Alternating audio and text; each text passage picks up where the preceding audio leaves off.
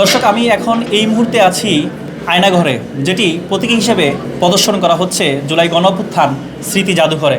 Fascist আমলে কেমন আয়নাঘর ছিল তারই প্রতিচিত্র ফুটিয়ে তোলা হয়েছে এই জাদুঘরের এই প্রতীকী আয়নাঘরের মাধ্যমে। এই মুহূর্তে আপনারা দেখতে পাচ্ছেন এই ছোট্ট একটি রুম, এই রুমগুলোতেই কিন্তু আয়নাঘরে নির্যাতন করা হতো।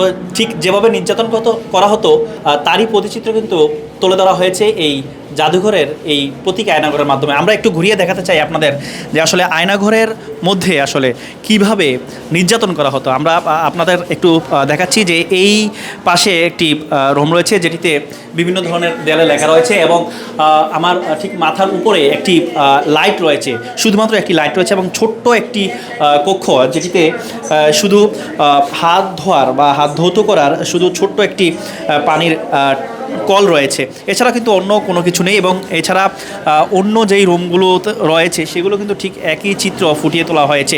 এই ছোট্ট রুমগুলোতেই কিন্তু ফেসিস্ট আমলে যেইভাবে নির্যাতন করা হতো ছাত্র জনতার উপর সেই চিত্র কিন্তু ফুটিয়ে তোলা হয়েছে। আমরা একটু আপনাদের আরও একটু ঘুরিয়ে দেখাতে চাই। আপনারা দেখতে পাচ্ছেন দর্শনার্থী যারা রয়েছে তারা কিন্তু ঘুরে ঘুরে দেখছেন। আপনারা দেখতে পাচ্ছেন যেই চিত্র ফুটিয়ে তোলা হয়েছে।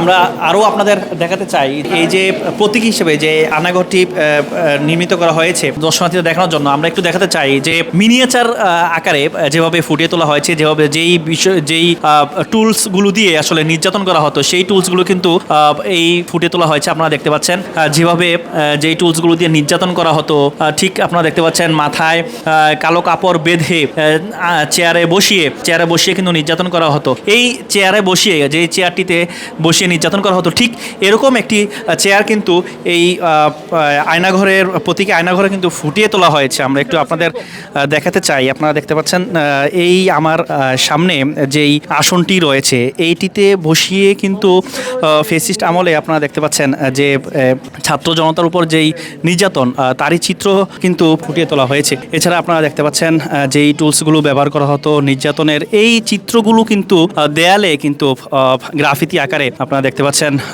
ডিজিটাল আকারে কিন্তু এখানে প্রদর্শন করা হচ্ছে। দর্শনার্থী যারা রয়েছেন তারা দেখছেন এই আয়নাঘরের এই চিত্রগুলো তারা দেখছেন। আমরা অপর পাশে একটু আপনাদের দেখাতে চাই। অপর পাশেও কিন্তু আপনারা দেখতে পাচ্ছেন ছোট্ট ছোট্ট কক্ষ রয়েছে। ঠিক এরকম কক্ষে আপনারা দেখতে পাচ্ছেন, আমি আপনাদের এই মুহূর্তে দেখাচ্ছি।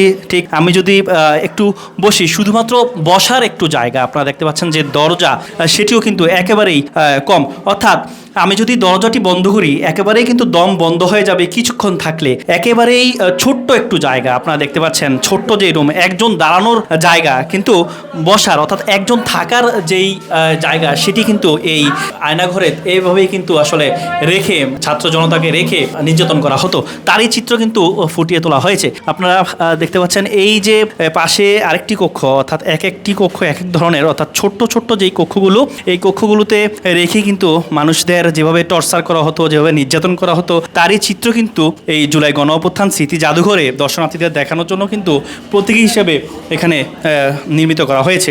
আপনারা দেখতে পাচ্ছেন প্রতিটি কক্ষই কিন্তু এই ছোট ছোট কক্ষ, এই ছোট ছোট কক্ষগুলোতেই কিন্তু ছাত্র জনতাকে রেখে ফেসিস্ট আমলে রেখেই কিন্তু তাদেরকে নির্যাতন করা হতো। আপনারা দেখতে পাচ্ছেন, আমরা একটু ঘুরিয়ে দেখাচ্ছি আপনাদের এই আয়নাঘরের যেই রয়েছে আরেকটি মিনিয়েচার রয়েছে। আমরা একটু আপনাদের দেখাতে চাই যে এই মিনিয়েচার আরেকটু আপনারা দেখতে পাচ্ছেন, এটিতে কিন্তু ফুটিয়ে তোলা হয়েছে যে যেভাবে মানুষদের নির্যাতন করা হতো, হাত বেঁধে নির্যাতন করা হতো এবং যেই টুলসগুলো ব্যবহার করে ইলেকট্রনিক শর্ট দেওয়া হতো, যেই টুলসগুলো বসিয়ে বিদ্যুতের শর্ট দেওয়া হতো আপনারা দেখতে পাচ্ছেন সেইগুলো কিন্তু, এবং লাঠি ব্যবহার করে টর্চার করা হতো, সেই বিষয়গুলো কিন্তু এখানে মিনিয়েচারের মাধ্যমে আপনারা দেখতে পাচ্ছেন ফুটিয়ে তোলা হয়েছে। দর্শক, এই মুহূর্তে আপনারা দেখতে পাচ্ছেন দর্শনার্থী যারা রয়েছে, আমরা একটু দর্শনার্থীদের সঙ্গে একটু কথা বলতে চাই।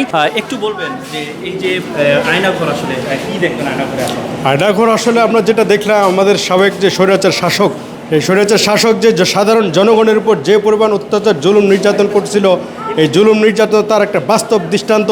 এবং বাংলার মাটিতে যেন সামনে আর এরকম ধরনের কোনো প্রকার নির্যাতন না আছে সেটা আমরা যেন আর কখনো কাম্য না করি, এটাই আমরা বর্তমান সরকারের কাছে আমাদের একমাত্র আবদার এবং আহ্বান।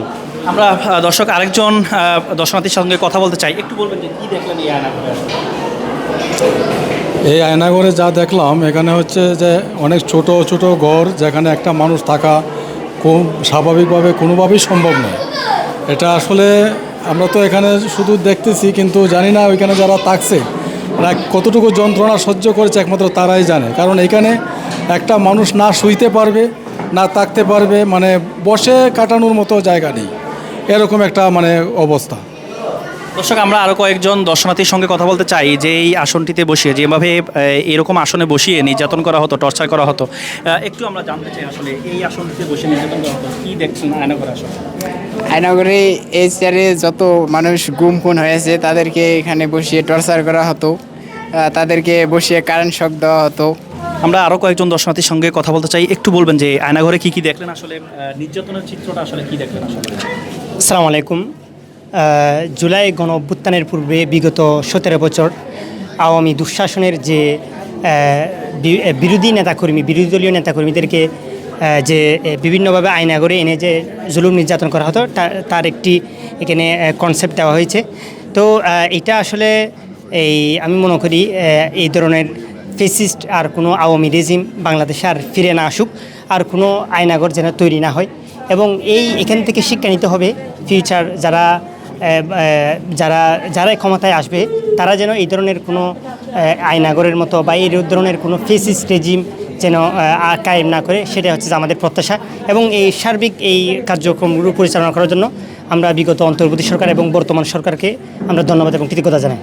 দর্শক, আপনারা দেখতে পাচ্ছেন দর্শনার্থীরা এই আয়নাঘর প্রতীকী আয়নাঘর পরিদর্শন করছেন। আমরা কয়েকজনের সঙ্গে আরও কথা বলতে চাই, একটু বলবেন যে আসলে আয়নাঘরটা কেমন দেখলেন, নির্যাতনের চিত্র আসলে কেমন দেখছেন?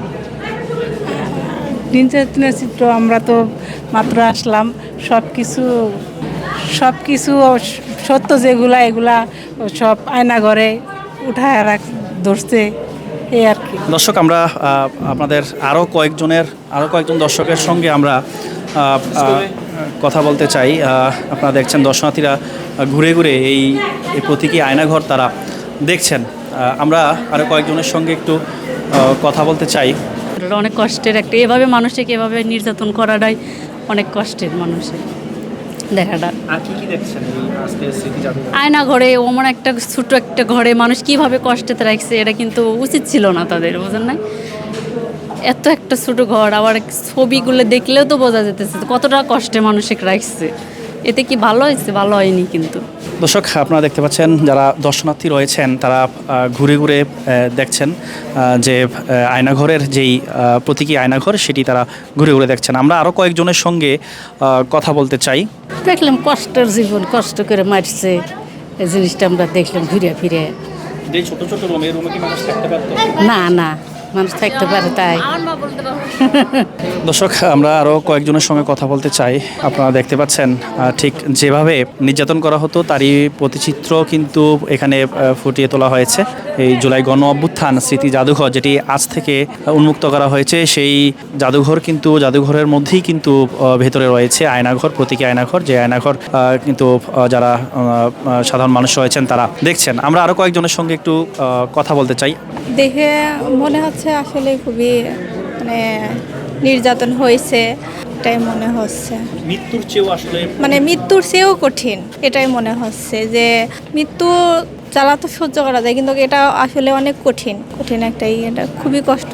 দর্শক, আপনারা দেখতে পাচ্ছেন দর্শনার্থী যারা রয়েছেন তারা কিন্তু ঘুরে ঘুরে দেখছেন এই প্রতীকী আয়নাঘর।